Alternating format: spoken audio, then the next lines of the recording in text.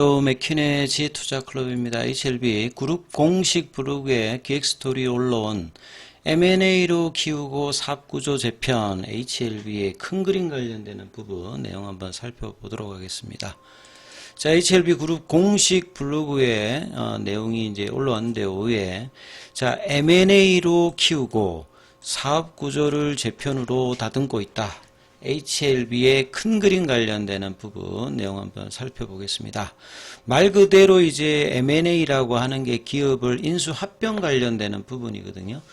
진양군 회장이 본래 이제 IB 출신이다 보니까 M&A로 본래는 이제 해양 플랜트 관련되는 부분을 하다가 이제 바이오 관련되는 부분에 이제 접목을 하면서 지금은 바이오 중심이죠. 본래는 뭐 이 하이셀이라든지 이런 부분들을 통해서 하다가 이제 예전에 그러니까 HLB 전시는 이제 국제전공이라는 이제 밸브 회사였는데 이게 이제 뭐 코스닥에서 실적이 부진한 상태에서 지금 이제 메디포스터 마찬가지로 1세대 이제 줄기세포 에서 강자였던 이 라이프 코드가 우회 상장을 합니다. 2000년도 초반에. 그리고 난 다음에 이제 라이프 코드는 이제 미국에다가 별도 이제 법인을 만들죠. 그게 이제 LSKB고 그게 이제 그 엘레바 테라피틱스입니다. 예, 그런 상태에서 이 라이프 코드가 그 줄기세포 기반으로 해서 뭐 인공관도 하고 그 다음에 뭐 모낭치료제도 하고 뭐 인공관 뭐 모낭치료제 그 다음에 미국 사업 이렇게 하다가 요게 이제 그 뒤에 이노지디엔이라고 이노디자인하고 이제 그 뭐 MP3 아이리브 만들었던 그 회사가 이제 다시 또 인수를 하는데 이 부분들이 다시 이제 진양군 회장의 하이셀이 인수를 하면서 그러니까 여러 번 이제 변하죠. 그러면서 이제 그 진양군 회장이 이 라이프 코드의 이제 최수창 대표랑 뭐 이두환 이제 그 당시 이제 인공과하는 부분들 두 가지를 보면서 미국에서 이제 권유와 조언을 들으면서 사실 이제 바이오 사업을 시작하게 되는 어떤 계기가 됩니다. 그래서 이런 어떤 이제 통해서 본래부터 뭐 M&A 전문가입니다만 바이오 쪽도 인수를 하면서 시작을 했고 그리고 이제 항서제약이 어드벤처부터는 먼저 이제 그 중국 판권을 가져가면서 개발하면서 2014년도에 중국에서는 이제 위암 쪽에서 허가를 받아서 실제 이제 2015, 2016, 2017 뭐 매년 뭐 500억, 1000억, 1500, 3000억 그 지금까지 누적으로 뭐 2조 이렇게 팔면서 효능과 안전성 이런 부분을 검증받으면서 이제 그 LSKB도 미국 임상을 시작하고 처음에 이제 투자였었다가 나중에는 이제 완전 자회사로 2019년도에 삼각합병으로 HLB에 들어가면서 그리고 이제 2019년도 이후에는 이제 위암 관련되는 부분들에 조금 이제 그 NDA 신청 관련되는 부분이 뭐 안 되면서 동시에 이제 시작했던 간암 관련되는 부분들이 메인이 되면서 지금까지 왔고 단일 파이프라인에서 여러 가지 이제 파이프라인 확대를 통해서 이제 M&A 어떤 정도들도 올라갔고 그 기업 내에서 보면 이제 HLB에서는 진양군 회장뿐만 아니라 2016년도에 만들었던 이제 HLB 인베스트먼트가 있습니다. 여기에 이제 임창윤 대표가 과거에 이제 뭐 동부정권에 있을 때 이분도 이제 IB 쪽에 이제 했고 특히나 이제 미들급의 회사들 있잖아요. 그러니까 매출 규모가 좀 완전히 작은 건 아니고 이제 어느 정도 규모에 되는 어떤 중소기업 중심을 성장시키는데 굉장히 좀 일가견이 있었기 때문에 지금 진행되는 어떤 M&A 관련되는 부분들도 뭐 진양군 회장과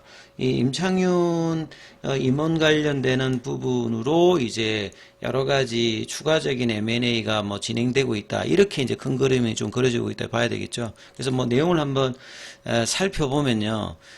특히나 이제 제약바이오 관련되는 부분에서는 대표적인 어떤 부분, 뭐 노바티스가 1996년도에 산도주라고 지금도 있죠. 산도주와 그 당시 이제 시바 가이기도 본래는 이제 시바와 가이기가 있는데 이것도 두 개 합쳐졌고 여기에다가 이제 산도주가 대등합병으로 탄생한 게 이 스위스 같으면 이제 빅파마가 대표적으로 로슈하고 노바티스가 있잖아요. 그러니까 대표적인 빅파마들은 대부분 합병으로 탄생을 합니다.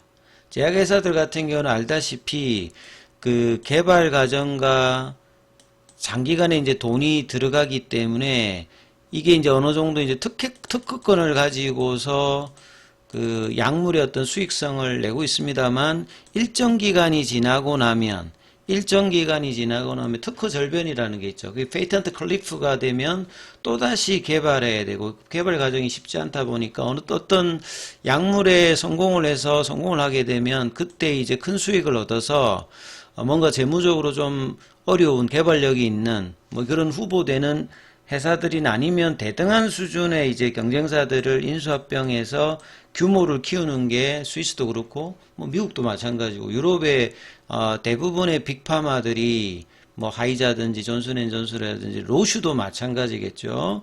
이런 어떤 흐름으로 대부분 빅파마가 되었고 단순히 자신의 어떤 약물 개발 과정으로만 성장한 것이 아니라 대부분은 M&A다.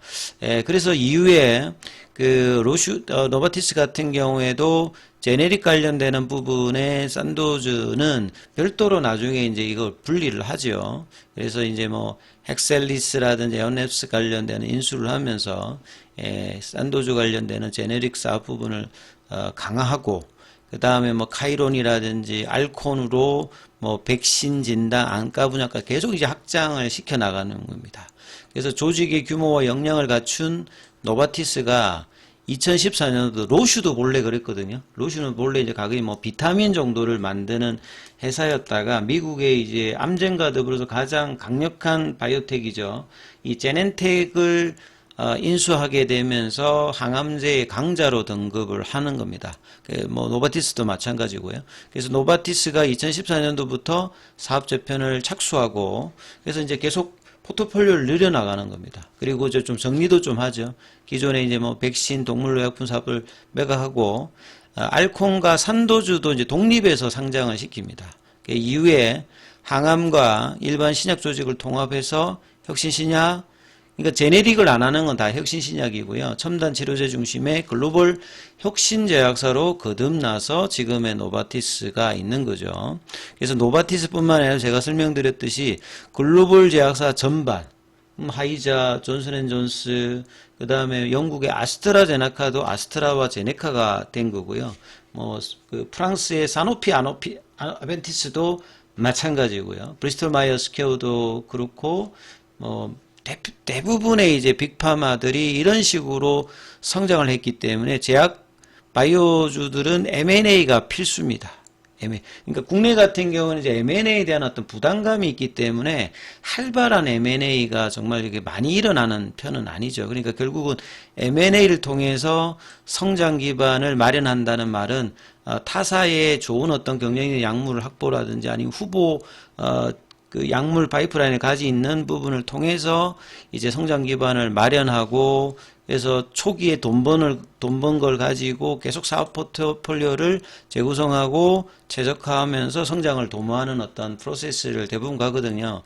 그래서 국내에서는 이제 이런 부분들을 가장 적극적으로 하고 있는 게 HLB입니다. 그러니까 진양권 회장이 본래부터 뭐 M&A 전문가였고 성장도 본래부터 바이오가 아니었다가 인수하면서 바이오에 인연이 되어서 그 투자회사에서 앞서 말씀드렸듯이 완전 자회사로 엘레바 테라피틱스를 인수하면서 지금은 주업이 바이오가 되어서 그 바이오를 좀 더 확장시키기 위해서 재구성하고 최적화시키는 과정을 지금 계속 하고 있다라고 봐야 됩니다. 그리고 결국 뭐 이 부분에 활용 정점이 될 수 있는 거는 허가이겠지만 이런 투트랙으로 진행하는 것은 일괄되게 지금도 하고 있다.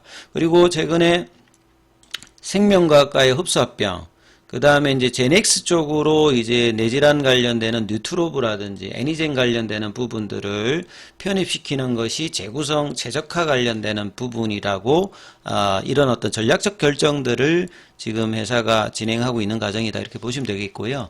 M&A는 뭐, 돈 있다고 주구장창 하는 것이 아니라, HLB의 M&A는 보통 이제 M&A를 할 때는 이제 차입을 보통 해서 뭐 차입 매수 이런 것들을 많이 하는데 HLB는 HLB 주가를 활용해서 대금 지급을 하는 형태를 초기부터 지금까지 계속 이어오고 있는 상태거든요. 그래서 상장사의 유동성을 최대한 활용하고 그 어떤 희생의 대가는 이제 기존 주주들이 이제 감내하면서 왔기 때문에 주주 가치라든지 이런 것들은 굉장히 향후에는 잘 해야 되는 입장이죠. 그래서 단일 파이프라인의 의존을 탈피하는 것은 2019년도에 나타났던 위험 관련되는 NDA 신청이 안 되면서 한번 굉장히 좀 어려움을 겪었던 부분을 이후에 이제 여러 파이프라인을 확대하는 것이 그 뒤에 뭐 이뮤노믹이라든지 뭐 베리스모라든지 테라피틱스 이런 부분들을 통해서 파이프라인을 다변화시켰고요. 그래서 에코시스템은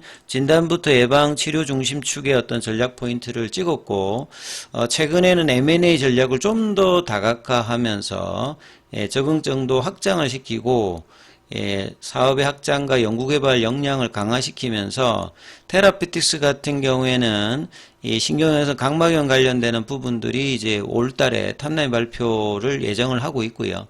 자, 이노베이션의 카티 관련되는 부분들도 이제 뭐 혈액암과 고형암 관련되는 중간 발표 관련되는 부분들, 그러니까 전체 이제 임상의 완료는 대부분 2027년, 2028년이라고 봐야 되겠죠. 이노베이션은 과거 적극적인 M&A를 통해서 핵심 파이프라인을 확보한 결과들도 이제 뭐 결과들을 앞두고 있는 상황이고요. 그래서 체계적인 사업 구조 재편을 본격화한다는 말은 그동안이 많이 했던 것들에 대해서 이제 전략적인 어떤 선택으로 이제 그 재구성들을 하고 있다 이렇게 봐야 되겠죠. 그래서 베이스모 같은 경우에는 그 100% 자회사로 이노베이션이 했던 부분이고 최근에 이제 글로벌을 라이프케어 인수라든지 제넥스의 뉴트로브, 그 다음에 애니젠의 어떤 편익 관련되는 부분들도 이런 전략 연장선, 그러니까 HLB가 엘레바를 가지면서 이런 기업 가치를 정답시키는 것 마찬가지로 그 나머지 계열사들도 이런 전략들을 지금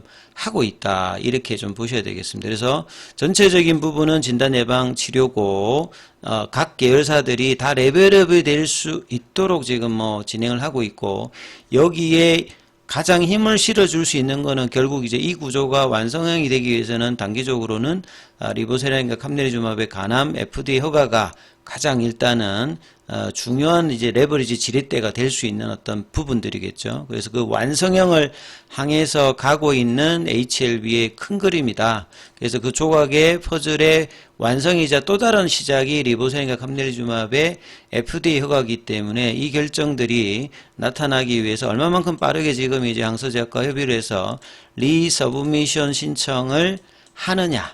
회사는 이제 5월이라고 이야기를 했는데 이 불확실성이 언제 좀 해소가 될 수 있고 그 다음에 제출을 하고 난 다음에 클래스 1과 클래스 2가 결정되는 한 달 이내에 어떤 결정이 나오고 새롭게 이제 포드파골 데이터가 어떻게 되냐에 따라서 다시 한번 FDA 허가 기대감들이 주가에도 반영되는 시기가 올 수 있다.